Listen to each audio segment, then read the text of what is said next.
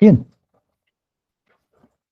estamos todavía en la parte introductoria. En realidad son varias partes que hay que trabajar en el curso y como ya hemos explicado, esta primera parte, estas primeras conversaciones están orientadas pues al origen de los precursores, si podemos decir, de la ética, ¿no? Estaríamos hablando, esa es creo la palabra, de los precursores de la ética y de la deontología, pero principalmente de la ética, ¿no? Ahora, cuando hablamos de precursores, no hablamos de personas, hablamos de conceptos, ¿no? Hablamos de teorías, hablamos de conceptos, hablamos de propuestas, entre otros. Y por supuesto, al poner el título de la anterior clase y de esta como axiología, en realidad lo que pretendemos es reconocer la existencia de los valores como propuesta, porque la siguiente clase que nos corresponde vamos a hacer valores, ya los valores actuales, ¿no? Y estos valores los hemos revisado en la anterior conversación y hoy nos vamos a dedicar a trabajar los principios. Como saben ustedes, y como están viendo, los predecesores de todos estos conceptos tienen que ver mucho con la filosofía. Es por eso que algunos temas y algunos nombres que escuchamos no son muy atractivos, que digamos, pero voy a tratar de que sea por lo menos comprensible, en vista de que sí, pues son contenidos algo abstractos en algunos casos, áridos en otros, como lo habíamos dicho en nuestra primera reunión. No hay forma de evitar ello, porque es la teoría que sustenta el origen de la ética, ¿no? Entonces, desde ese punto de vista, claro, luego de haber revisado los valores en su historia, ahora revisamos los principios también desde el punto de vista básicamente histórico y haciendo siempre comentarios relacionados a la actualidad, ¿no? ¿Qué está pasando ahora? ¿Qué nexo podemos encontrar eh, de positivo y de negativo en relación a los valores, como lo hemos visto, y a los principios en esta conversación? Entonces, tenemos formas de eh, entender qué cosa es un principio. Entonces, luego del valor viene el principio, ¿no? Y si nos vamos a la etimología, pues ahí está la palabra arché, que significa principio. Y tenemos algunos eh, propulsores de los conceptos antiguos, como Anaximandro, ¿no?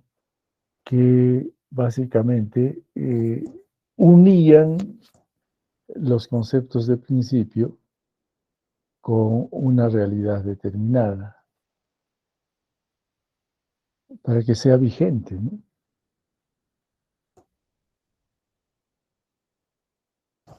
Entonces, ahí encontramos a otros propulsores que relacionan, por ejemplo, al agua, relacionan al aire, ¿no? Relacionan al fuego, relacionan a los números, al átomo y a otros elementos básicos de la Tierra, ¿no? Entonces, fíjense, el término principio, así como el término valor, cuando vimos, se orientan de acuerdo a, o se entienden o se conciben de acuerdo al pensamiento de quien lo propone. Entonces, si hablamos de Pitágoras, por ejemplo, para él sus principios eran básicamente matemáticos, ¿no? Pero no es a lo que nosotros nos referimos, ni tampoco al agua, ni al aire, ni al fuego, etcétera.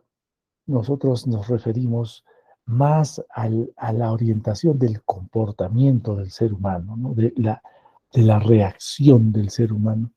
Y a eso estamos llegando, pero para llegar a eso no podemos obviar ni podemos ignorar de que hay otras formas de pensar que miran la misma palabra con otros ojos, ¿no? Y el principio de la realidad, ¿no? Como la esencia de la realidad.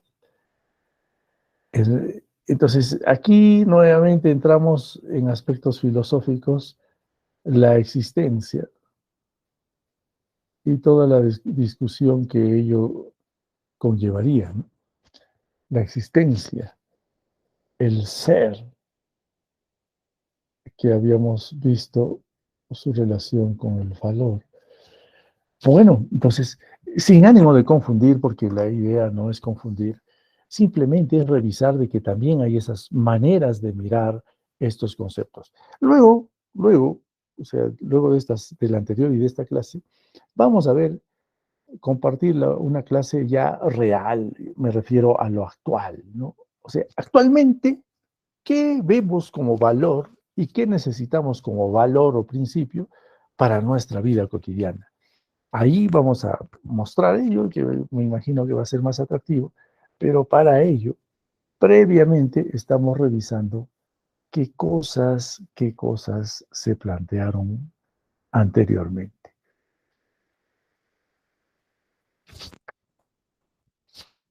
Entonces, también se utilizaría la palabra principio para dar razón de algo, ¿no? Razón de algo, razón por la cual las cosas son como son, eh, o el principio del conocimiento, el principio como prescripción, ¿no? O el principio relacionado a los valores. Entonces es otra mirada filosófica de ver qué cosa es un principio. Bien, entonces, cuando se va complejizando eh, el pensamiento relacionado a los valores y a los principios, entran otros elementos, como ya habíamos revisado, y como vamos a volver a ver ahora, como son las virtudes y los deberes. Por, por lo tanto, los valores y los principios serían más idealistas, ¿no? Porque los valores y los principios quedarían en un plano ideal, ¿no? Si es que no los aplicamos. Entonces, si pretendemos hacer un nexo que le dé mayor sentido a estas dos palabras, se propone hacer el nexo con las virtudes y los deberes, ¿no?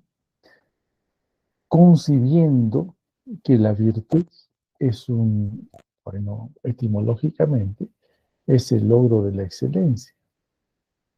Actualmente no, pero tiene que ver con un concepto altamente positivo. Platón, al respecto de la virtud, señaló que estaría relacionada con la sabiduría, con el coraje, con la temperancia y con la justicia. Y de hecho son virtudes que imagínense cuántos siglos atrás han sido ya considerados y actualmente son vigentes.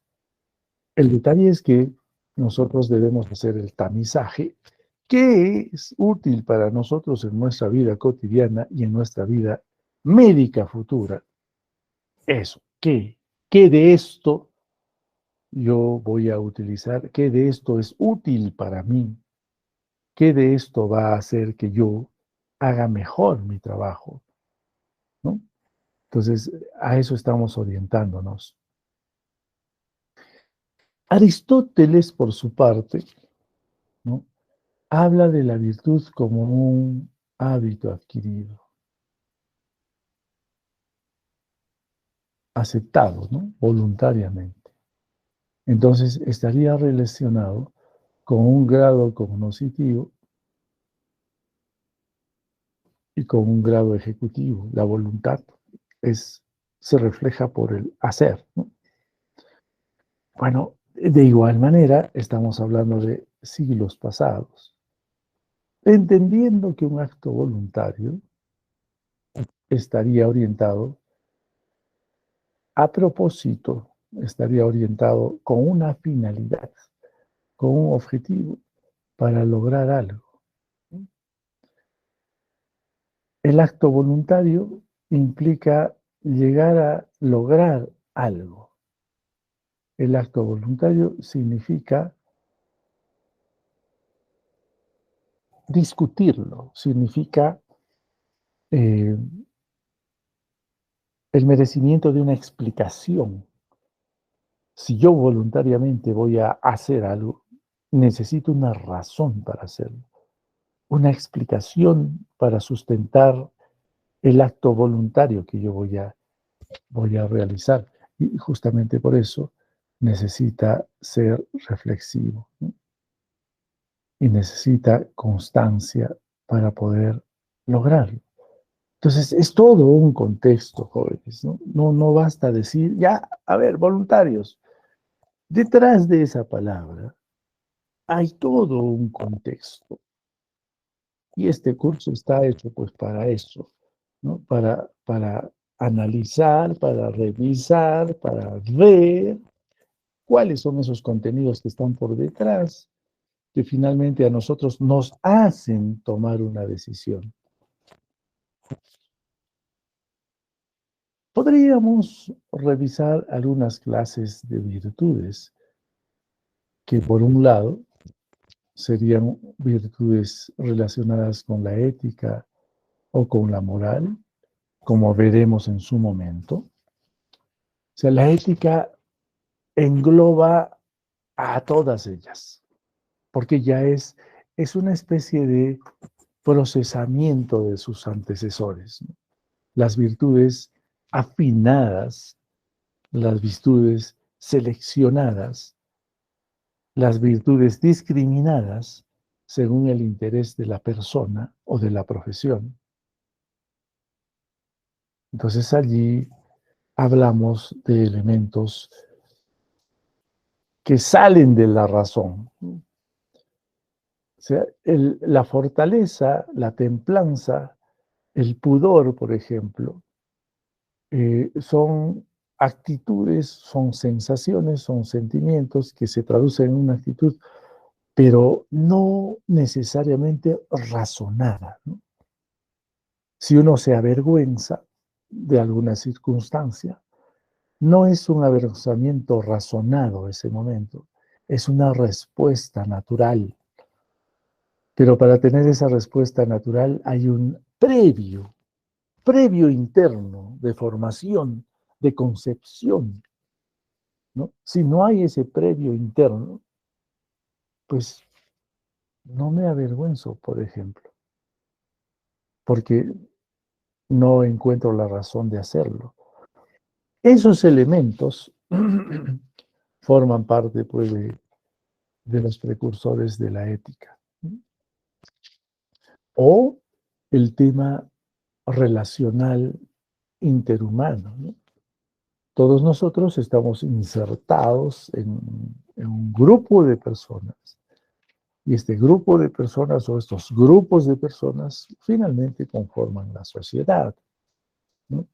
Entonces allí hay otros elementos que hay que tomar en cuenta, ¿no? Mi grado de libertad, el grado de magnificar los hechos o las cosas, la dulzura, la magnanimidad, la veracidad, el buen humor, etcétera. Entonces, como verán, es todo un contexto a tomar en consideración. Y la otra virtud estaría relacionada básicamente con la capacidad intelectual, ¿no? Con claro, la capacidad de generar conocimiento y comprender y traducir, ¿no? De entender, ¿no? De discriminar, ¿no? Entre lo verdadero y y lo, y lo no verdadero, ¿no? Entonces, estos son elementos que hay que tomarlos en cuenta, o el entendimiento directivo o práctico, ¿no? Entonces, ahí entra ya el discernimiento intelectual, entra la razón pura, que yo pienso, deduzco, saco mis conclusiones y decido conscientemente. Entonces, aquí ya hay, digamos, una decisión consciente, ¿no?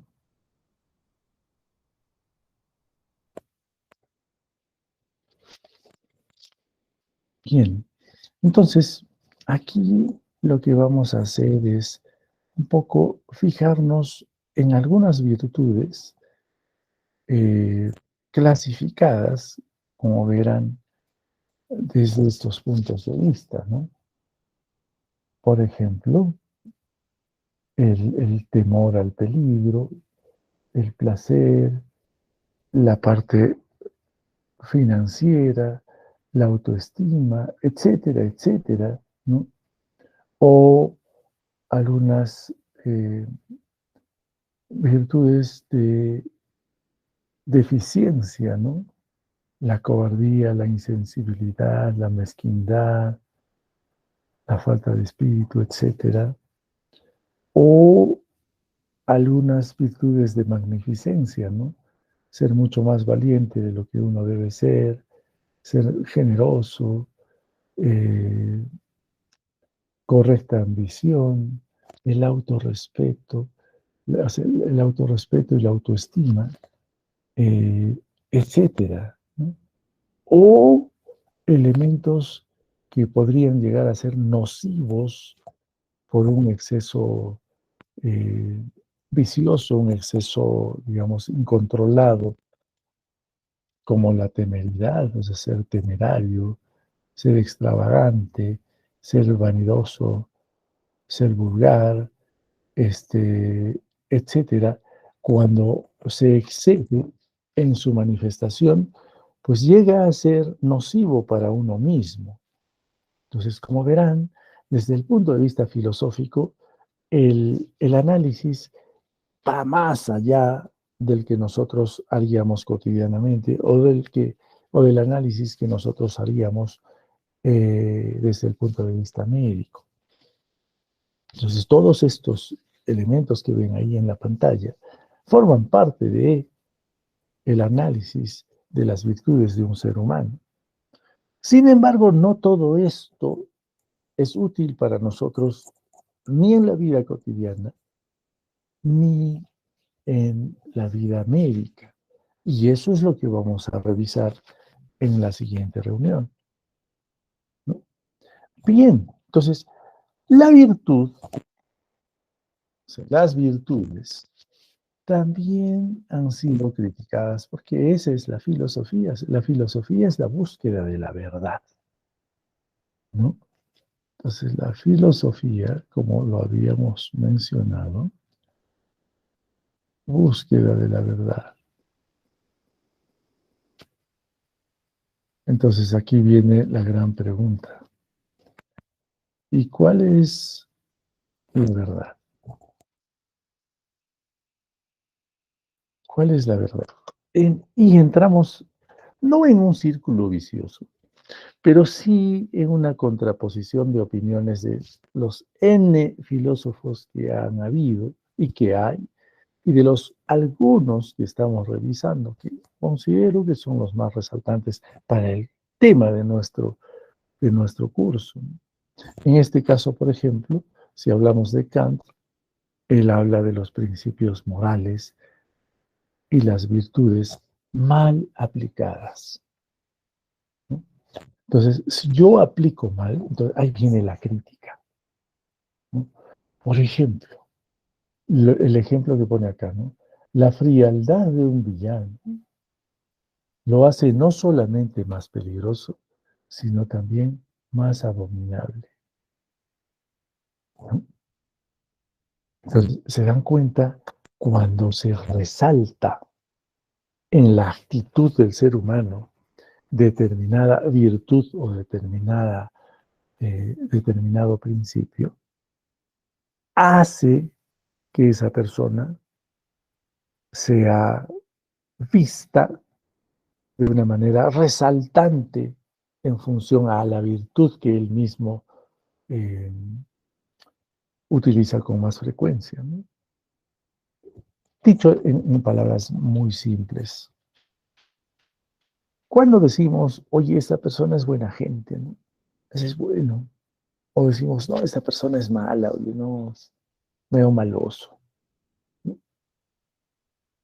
Se resume a esas palabras tan sencillas, pero que por detrás tiene un significado amplio, tiene una razón de ser el comentario que uno hace respecto a alguien.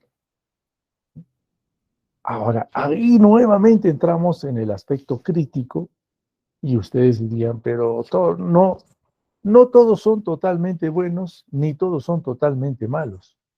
Es cierto. Pero entonces, ¿por qué decimos que algunas personas son buenas y por qué decimos que algunas personas son malas? Justamente por estos, estos principios mal aplicados. Los estigmatizan, se auto marcan. Entonces ahí viene la, la crítica que hace Kant, ¿no? A este tipo de aplicación de virtudes. Entonces, estamos camino a esto. Primero debemos saber qué realmente para nosotros es moral. ¿Qué realmente para nosotros va a ser ético? Y cuando sepamos esto, entonces recién tendremos una posición individual. Y eso es lo que queremos lograr a través del curso con cada uno de ustedes. Evidentemente, como comentamos en la primera clase todavía, cada uno de ustedes tiene una personalidad, tiene un bagaje de valores, principios, virtudes y todo ello con ustedes. Los traen de su casa y muchos de ellos los han aprendido en la universidad o en el colegio, pero ¿cuánto de ello hemos analizado? Si yo soy bueno en algo, puedo ser mejor todavía. Si yo tengo algo negativo, puedo amortiguar, puedo corregir ese aspecto negativo mío, ¿no? Esa es la reflexión a la cual estamos induciendo a través del curso, de tal manera que cuando yo esté frente al paciente, tenga la capacidad de manejar la relación médico-paciente dentro de un contexto aceptable, dentro de un contexto armonioso, a pesar de que puedo yo tener excesos en mis virtudes o puedo yo tener aspectos negativos en mi forma de ser. Ese es el detalle, jóvenes. A eso estamos caminando en el curso y eso es lo que esperemos que al finalizar el curso, como dice aquí, cada uno de ustedes asumirá una posición individual, personal, ¿no? Y por eso es la reflexión. ¿Quién? También habla de la autonomía y de la universalidad, Kant, ¿no? Entonces dice que nosotros, los seres humanos, actuaríamos de tal manera que nuestra acción podría convertirse en algo universal, mi acción. Si yo repetitivamente cometo algo, como que está sucediendo últimamente, digamos, a ver, para hacer un trámite en alguna institución, en vista de que ese trámite demora tanto, no falta alguien que dice, oye, ¿sabes qué? Yo voy a acelerar tu trámite, va a salir mucho más rápido lo que estás pidiendo, pero necesito que este, des algo de dinero para quien deba hacerlo. Y eso tanto se ha repetido que muchas veces las personas piensan que para hacer un trámite hay que intermediar con este tipo de actitud, ¿no? Entonces, fíjense que cuando una acción eh, tiene una consecuencia que está a mi favor, trato de que esa acción sea universalmente aceptada. A eso se refiere, ¿no? Y lo otro, ¿no? El tema de pretender lograr mis objetivos, pero tomando en cuenta de por medio la participación, digamos, uh, eh, no adecuada de otras personas. En palabras simples, utilizando otras personas para lograr lo que yo voy a hacer. Entonces, son elementos que hay que, eso se llama manipulación, que hay que ser conscientes que deben ser controlados. Bien, entonces, para Kant, todo lo valioso estaría simplemente relacionado al cumplimiento del deber. O sea, cada quien llega a sus conclusiones, ¿no? Pero esta es una conclusión parcial, ¿no? Porque también hay otras posiciones. Y también yo, como ser humano, también tengo mi punto de vista. Bien, también existen las famosas teorías basadas en la regla acción. Aquí entra otro elemento que no hemos conversado todavía y que tampoco casi no lo vamos a hacer porque tiene que ver con el carácter y con la personalidad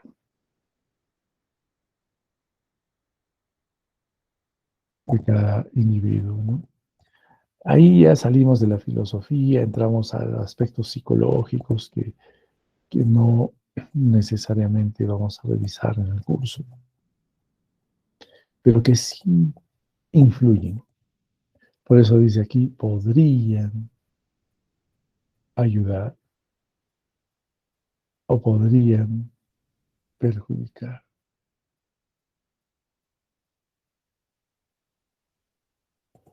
¿no? Digamos, hay elementos que perjudican bastante. La soberbia, por ejemplo, que muchas veces algunas personas manifiestan una actitud de soberbia, en realidad no les ayuda en nada y más bien los perjudica, ¿no? Por poner un ejemplo. Entonces aquí dices, mis rasgos de carácter me pueden ayudar, pero no necesariamente definen una buena acción. Lamentablemente, todas las personas son juzgadas por sus acciones,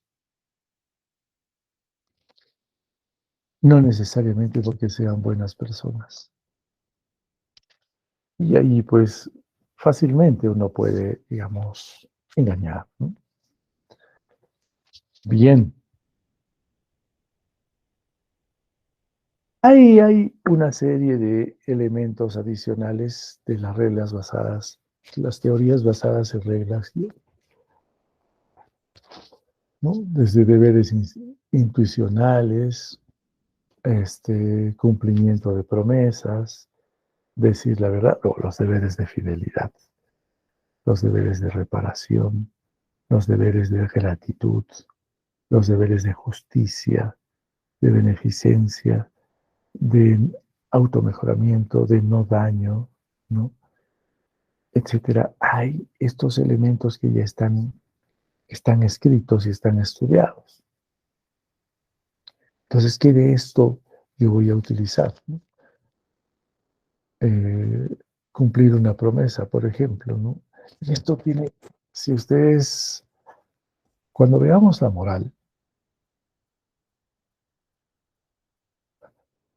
esto tiene mucho que ver con la sociedad o con la cultura.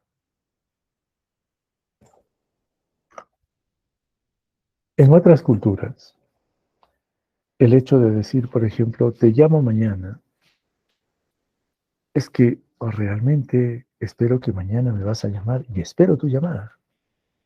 Aquí no, aquí no vale casi nada, porque te dicen que te van a llamar y al final no te llaman. O el hecho de cumplir promesas, ¿no? Y aquí vienen ya otros elementos que vamos a ver posteriormente también, como por ejemplo el honor, como por ejemplo la dignidad.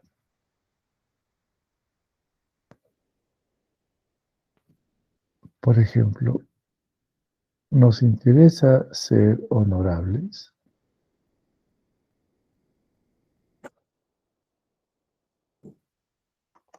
¿Alguien ha pensado alguna vez que si yo soy una persona honorable o quisiera ser una persona honorable?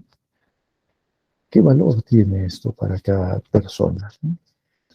Y en todo caso, ¿qué significa? Y el cumplirlo, ¿qué implica? Esos son los elementos jóvenes que estamos analizando, ¿no? Hasta dónde yo, con mi forma de ser, con mis actitudes, voy a hacer bien las cosas o las voy a hacer mejor. Priorizo algunos deberes. Hay algunos deberes que son más importantes para mí que otros. Bien, entonces hemos visto, en la anterior clase hemos hecho en la parte introductoria, digamos, una mirada de muchas cosas desastrosas, deprimentes que suceden en el mundo. Ahora no es tan catastrófico, pero sí vamos a tratar de hacer una relación entre los valores, las virtudes, los principios y los deberes. ¿No? Que en realidad, si nosotros, me refiero a las personas, a los seres humanos en general, viviríamos acorde a nuestras virtudes, a nuestros principios, a nuestros deberes, seguramente que los problemas del mundo actual serían menos catastróficos de lo que son. Entonces, tratamos nosotros de ver que estos cuatro elementos pudieran contribuir a mejorar una situación determinada. Al respecto, se propone también otras teorías. Nuevamente seguimos en historia. La ética cínico-estoica,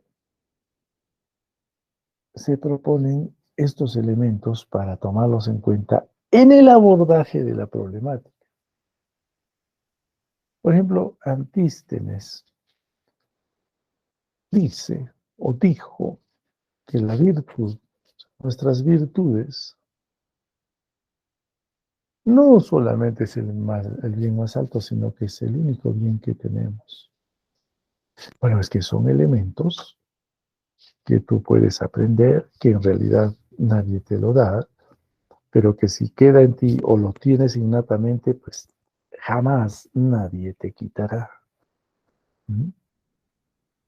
Y aquí hay las otras propuestas. O sea, la naturaleza per se tiene sus propias leyes, como lo hemos estudiado desde el colegio, ¿no? Pero nosotros, con nuestro diario accionar, transgredimos esas leyes. Transgredimos las leyes. Alteramos la naturaleza. Y acá la propuesta es que ser virtuoso es no alterar esas leyes. Tener una vida razonable, ¿no? La civilización de alguna manera habría distorsionado lo que la naturaleza propone como tal, ¿no? Pero que además hay otros elementos que unen a las personas y que las vuelven, al menos en este tiempo. Sí, desde épocas históricas el ser humano pretendía conocer más, todo lo más que pueda conocer del lugar donde vivía, se desplazaba grandes distancias por tiempos gigantes, solo con la intención de conocer algo más de lo que hay, ¿no? Y aquellas veces los viajes eran pues de años, meses, años, no sé, se me ocurre algún ejemplo, Marco Polo, por ejemplo, cuando se fue desde Europa hasta la China, ¿cuántos años le costó hacer ese viaje? Y todo lo positivo que salió de ello, por ejemplo, ¿no? Y así podríamos ir revisando, pero ahora, pues el conocimiento del mundo es casi integral, de la Tierra me refiero. Y la persona que, bueno, puedes conocer virtualmente, antes se conocía a través de los libros, ahora hay otros medios, pero también puedes ir físicamente a otro lugar, convertirte en cosmopolita, es decir, en un ciudadano del mundo. Son elementos que con la evolución de las culturas y las sociedades, los seres humanos pretendemos lograr. Bien, entonces, dentro de esta misma corriente de los cínicos, hay otros, como Diógenes de Sinope, por ejemplo, que resaltan ese respeto a la naturaleza, y eso es lo que ellos proponían, ¿no? ¿Ustedes se imaginan si nosotros actualmente viviéramos de acuerdo a las leyes de la naturaleza estrictamente, ¿no? ¿Cuántos elementos habrían? Ahora, la segunda propuesta, el tema de los estoicos, ¿no? Habíamos propuesto la ética cínico-estoica. El tema de los estoicos, ¿no? Es decir, tener la capacidad de ajustar lo que yo sé a mi conducta, ¿no? Y esta conducta a no alterar el orden universal. Bueno, ¿hasta qué punto hacemos eso? Nuevamente se propone respetar a la naturaleza, ¿no? Y para ello utilizaríamos la razón como principio. Entonces, el estoicismo no es otra cosa que aquella persona, aquel ser humano que muestra su fortaleza, que sigue siendo fuerte, que controla su propia persona, principalmente en circunstancias desagradables. Esto, claro, psicológicamente va de la mano con la madurez, que no es un término ni filosófico ni ético finalmente, pero eh, ser estoico significa eso, ¿no? O sea, tener esa capacidad de autocontrol. Y el autocontrol, si tú quieres conocer a una persona, tienes que verla en situaciones límite, ¿no? Y las situaciones límites, sobre todo las negativas, definitivamente muestran a la persona como es, salvo que tenga esa capacidad de dominio sobre sí misma. Entonces, esta, esta corriente pretende fortalecer la ética personal a través de la lógica, ¿no?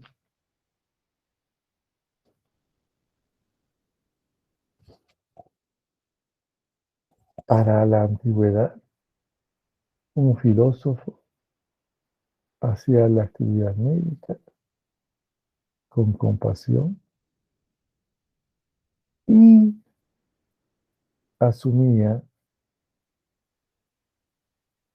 el manejo de estos sentimientos: temor, amor, odio, cólera, agresión, miedo, etcétera. A ver, cada persona debería saber manejar estos sentimientos, porque todos los tenemos, todos. ¿Cuánto de ello manejamos? Y lo peor será pues que nosotros tengamos una distorsión en nuestro propio autoconcepto y que esta distorsión nos haga pensar o nos haga creer que elementos no correctos deberían prevalecer. Es todo un contexto por su lado. Bien, actualmente, ¿qué sucede? En función de todo lo que ya hemos conversado, esta es una parte reflexiva la que voy a comentar ahora y espero no confundirlos. Voy a tratar de ser lo más claro posible. Todas las civilizaciones, por decirlo así, las sociedades actuales. Entonces, ¿en qué están pensando cada uno de ustedes? Estoy pensando, a ver, en los chinos y sus globos espías. Estoy pensando en los rusos y sus tanques atacantes. O estoy pensando en los africanos en términos generales y sus luchas tribales.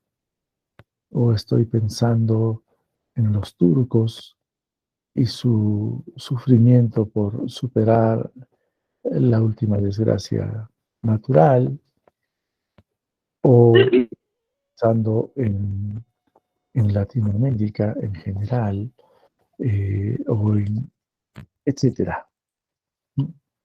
Sociedades, civilizaciones, culturas, países. ¿Qué es lo que pasa?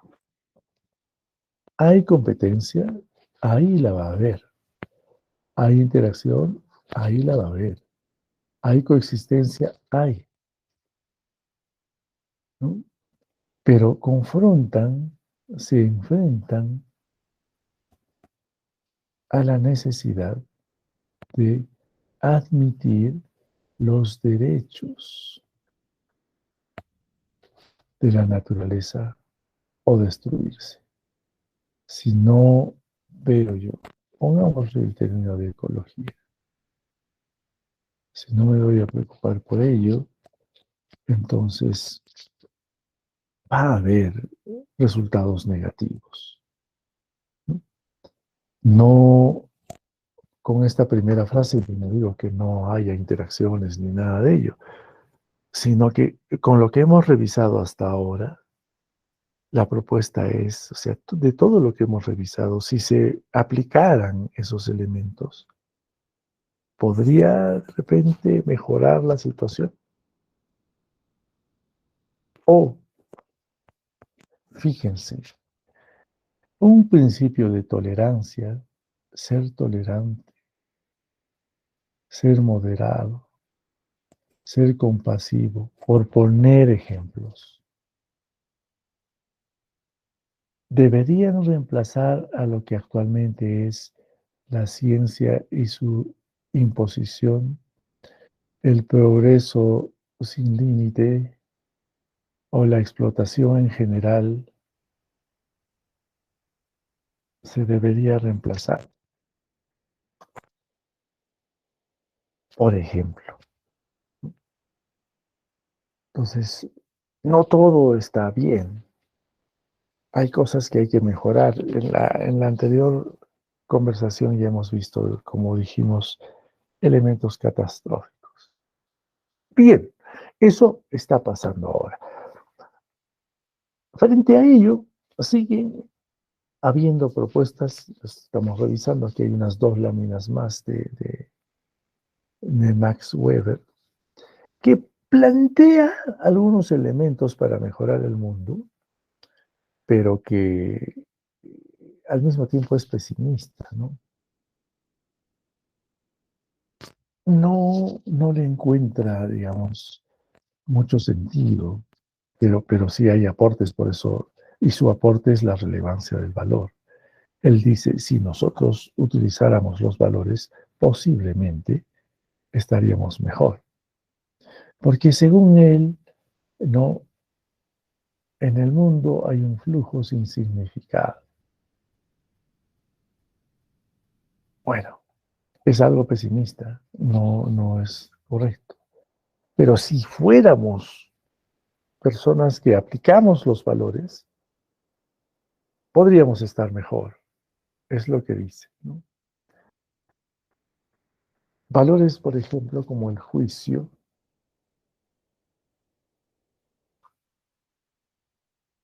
o la aplicación de la ciencia con un valor neutral. Claro, la ciencia ¿qué es lo que hace? Te da un resultado o te genera un conocimiento, pero este producto es neutro, ¿no? Al momento de salir como propuesta de la ciencia. La aplicación ya adquiere un valor, quiero decir, un juicio de valor. Y el juicio de valor es decir, bueno, esto está bien o esto está mal. El tema del comportamiento de los líderes en general en el mundo, todo ello nos hace reflexionar frente a las propuestas de Karl Weber. Y nos dice, por ejemplo, que los asuntos políticos y morales, o sea, los asuntos políticos y morales que han existido siempre, ahora son problemas tecnológicos. Bueno, nos dice que los objetivos políticos y los valores ahora son producto de un consenso. ¿Por qué? Por intereses. Ese es el análisis que hace, ¿no? De lo que era a lo que es ahora. Que la explicación de la vida moderna se basaría en la opinión de que todos los problemas sociales y personales requieren alguna combinación del conocimiento científico, requieren de tecnología, requieren de dinero, y que finalmente no se reconoce ningún principio básico. porque no reconocemos los valores ni las virtudes. Entonces, nuevamente hay una posición pesimista ahí. Esto se resume en concreto, porque no hay que memorizar cada una de estas propuestas, no tiene sentido. Lo que hay que hacer es comprenderlas. Se resume en concreto de que la actividad macro, la actividad de los grandes líderes, la actividad de los países del mundo, eh, se resume a dinero, se resume a tecnología, se resume a negociación para entrar a un consenso, ¿no? Se resume a, a eso, al dinero, a la economía. Se resume a eso. Versus la aplicación de los valores.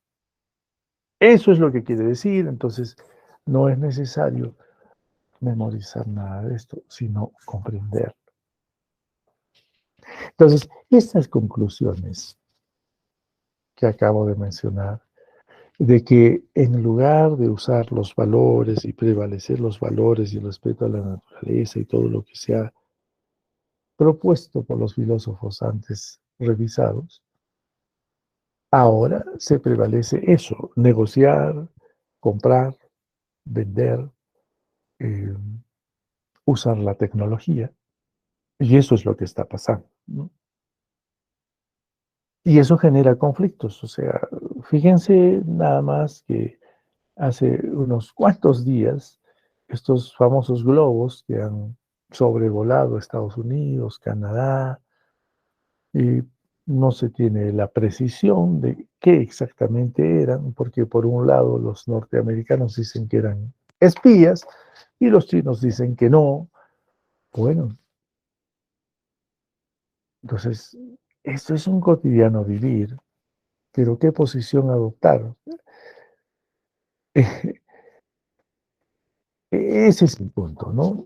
Eh, Entender esta situación, no quedarse tan pesimista como Weber. Entonces, lo que él dice, y esta es la última lámina de Weber, él se anticipa, cuando propone esas sus teorías, se anticipa y dice, porque en su época no existía, que ahora que existe la globalización, ¿no? Las pasiones desencadenadas han sido descontroladas. O sea, no ha habido un control adecuado, se ha perdido el control y por eso hay una situación de caos en el mundo actualmente. Eso propone. Propuso, mejor dicho, antes, ¿no? El tema de crisis ecológica, igualmente, ¿no? Ha ido en contra del respeto a la naturaleza y estamos viendo todo las alteraciones del medio ecológico, ¿no? El calentamiento global y todo ello. Entonces, lo que se pretendería es que haya un nivel de armonía entre el ser humano y la naturaleza. Es un poco la propuesta que han hecho los filósofos, particularmente Weber, y desde un punto más moderno, porque esto sigue siendo antiguo, sigue siendo historia, pero fíjense, estoy tratando de hacer el paralelo entre lo que dijo y lo que sucede ahora, ¿no? Paralelamente a esto, hay algunos filósofos modernos, como Miro Quesada, por ejemplo, peruano, que ya agrega otros elementos, porque esto ya es moderno, esto es actual, ¿no? Agrega a la moral, agrega los principios físicos, ¿no? La simetría, y agrega otros elementos, ¿no? Y encima pretende aplicar a la ética ¿Por qué? Porque dice, cuando hay simetría, hay orden y armonía. Lo que acabamos de decir hace un momento. Entonces, esta simetría, que es un término físico, podría eh, traducirse, por ejemplo, como equilibrio y deja de ser una propuesta física. Bueno, nuevamente, ¿no? Sin ánimo de confundirlos, porque la idea no es esa. El resumen de ello es que cada vez hay más pensadores y agregan algo más, ya le agregaron la matemática, ya le agregaron el arte, y ahora le agregan la física, etcétera, para proponer de que la vida en el mundo sería mucho mejor si nosotros respetáramos todos estos elementos. Bien, entonces, eh, la idea no es que eh, solucionemos los problemas del mundo, porque así no va a ser. Simplemente que estamos haciendo un breve análisis de lo que sucede, de cuál es el comportamiento humano en general, para que nosotros luego adoptemos nuestra propia posición. Esto lo estoy reiterando varias veces y lo seguiré haciendo para que no perdamos el camino, porque finalmente muchos de ustedes dirían, bueno, ¿y qué tengo que escuchar? Qué aburrido todo lo que está hablando y ni siquiera entiendo. Pero la idea es, no esa, no minusvalorar los contenidos que estamos discutiendo, sino más bien sacarle lo positivo. Os reitero, hago el mejor esfuerzo para que no sea aburrido lo que estamos hablando, porque creo que normalmente es mucho más aburrido de lo que parece ahora, pero sacarle lo positivo de esto, ¿no? En aras de mejorar nuestra formación. Y finalmente, algo cercano a nosotros, eh, la cosmología andina. La mirada, nuevamente entramos a las culturas, ¿no? La cultura, las sociedades, ¿no? Como dijimos anteriormente, las civilizaciones. Y por eso, hace un instante he mencionado a países lejanos, países más o menos distribuidos por todo el mundo, que piensan que tienen su propia concepción del mundo, pero que finalmente coincidimos, porque fíjense ahora en la cosmología andina, que es algo cercano a la mayoría de nosotros, si no es a todos nosotros, de todas maneras estamos insertados en el Cusco o en el sur del país y en el Perú, y en el Perú existe el Ande, los Andes. Los Andes han generado poblaciones andinas. Nuestra universidad se llama andina. Y la población andina, la población que vive en el Ande, tiene sus características e históricamente ha tenido sus características. La conversación de hoy quiero terminar con esto para que vean de que en realidad en las distintas culturas y en las distintas sociedades y en las distintas civilizaciones del mundo hay coincidencias porque el hombre reflexiona. Entonces, también los andinos, desde la época incaica, o pre-inca inclusive, han diferenciado lo físico y lo moral hasta, por ejemplo, tener el principio de reciprocidad, ¿no? Han tenido el pensamiento de equilibrar, ¿no? Lo que acabamos de decir, simetría, o el término que quieran ponerle de acuerdo a la especialidad, ¿no? Con respecto a la naturaleza, ¿no? Entonces, aquí, para usar los términos que hemos utilizado hace un instante, y finalmente, el tema este del desequilibrio, ¿no? El desequilibrio. ¿Qué pasa en nuestros términos cuando se rompe la homeostasis?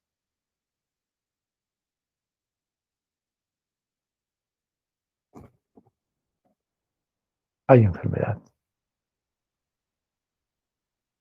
Entonces, la cultura andina también de esto, y podríamos hablar mucho más que lo que está acá, ¿no? Sus principios, principios, principios, principios de convivencia. ¿Con qué finalidad? Con la finalidad de lograr la armonía, el equilibrio, el respeto, etcétera. Entonces, todos estos elementos jóvenes son, digamos, aquí vamos a ya ver en la siguiente las conclusiones, son propuestas relacionadas a, a los valores y principios que finalmente son la base de lo que posteriormente vamos a revisar como ética, como moral, como deontología.